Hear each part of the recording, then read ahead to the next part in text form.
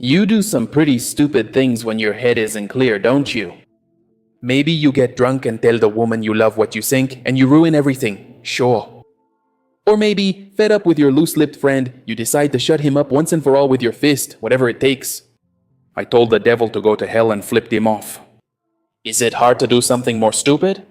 I'm John Constantine, and doing stupid things is part of who I am. It's not uncommon for me. I've found a cure for cancer, believe it or not.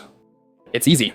You just have to sell your soul to the 3 fallen brothers. If you die, they'll fight for your soul and heaven will eat them alive. Do you understand me? But here's the good part. If you die of lung cancer, they're in deep trouble, and the only solution they have left is to keep you alive. It was unprecedented. No one had ever treated the 3 of them like that before. It's simply unimaginable and unacceptable, isn't it? Can you imagine the insult that immortal rage represents in the face of mortal insolence? The first man to defeat them is a nobody. There will be souls left speechless by this until the day of judgment. But I have no sympathy for the devil, and what I did to the 3 is nothing compared to what I almost did to the world. I was willing to let hell be torn apart for my soul, to let heaven win the war, to condemn creation to be a slave to the angels. Selfish, stupid, arrogant. I remember I walked out of the room where it had all happened. Into a summer night, breathing what was the closest thing to fresh air in London, pretending it smelled like Victoria. When I realized what I had done, I almost went crazy. I almost went straight to the madhouse, screaming all the way. Only one thing could save me, a personal 2-day drinking binge. Drinking until nothing mattered and everything else was secondary. Except for the blurred pain behind my eyes. Well, did it work? I feel like crap, my stomach feels full of cement and my brain is a bucket of vomit, but my head is clear. John Constantine left his room to get some air, and then he remembered something. He ran in the rain and accidentally ran into an old acquaintance, Catherine Ryan. They caught up as if 8 years hadn't passed since the last time they saw each other. If you don't know this character, let me explain quickly. Years ago, he was Brendan Finn's partner. They lived together, and Constantine enjoyed good times with him, away from the dark magic and his troubles. He loved her too, but respected their relationship and never made advances.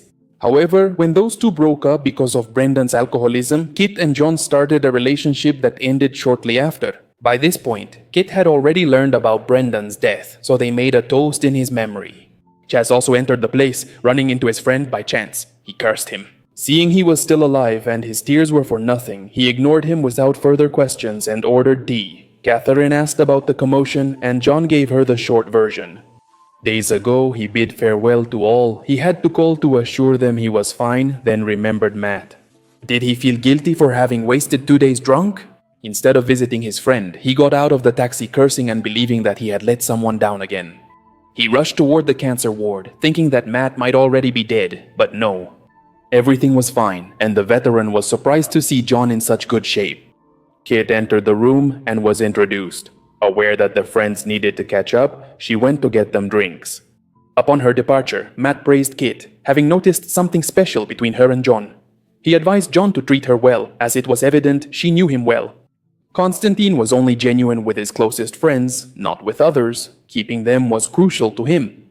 He asked him to remember all that before pausing. John then called a nurse. Before he knew it, Matt was coughing up blood and screaming in pain. The other nurses arrived and tried to help him, but it was too late. The veteran's screams ceased as he passed away. Constantine left immediately. After this, he headed for the exit, cursing himself as he felt guilty for having managed to cure himself of his illness. Unlike those who don't have the same opportunities as him, John had mocked the devil himself, while the others had no choice but to fall.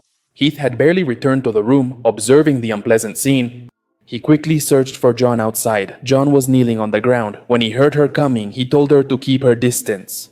He would only hurt her like the others, but she was willing to take that risk. She hugged him that night in the rain while he cried.